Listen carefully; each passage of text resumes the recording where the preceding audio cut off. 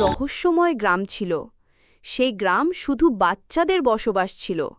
পুরো গ্রাম জুড়ে শুধু বাচ্চা আর বাচ্চা। সেই গ্রামের পাশে ছিল একটা বড় বন। সেই বনে বাস করত একটা ভয়ানক বাঘমামা।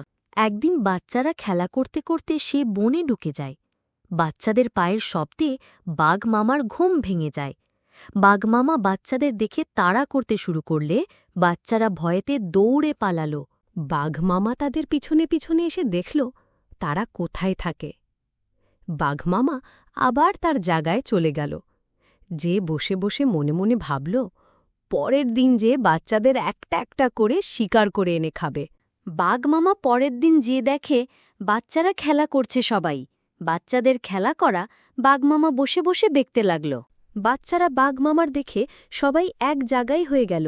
বাঘমামা সেটা দেখে হুঙ্কার দিতে লাগল হালুম হালুম বলে। বাঘমামা, বাঘমামা, তুমি আমাদের ভয় দেখাচ্ছ কেন? আমরা কি তোমার কোনো ক্ষতি করেছি? তুমি কত সুন্দর, কিন্তু আমাদের ভয় দেখাচ্ছ। বাঘমামার বাচ্চাদের কথা শুনে বসে পড়ল। বসে বসে ভেবে তাদের কথায় বাঘমামার মন গলে গেল। তারপর বাচ্চাদের বন্ধু হয়ে গেল। তাদের সাথে খেলা করল।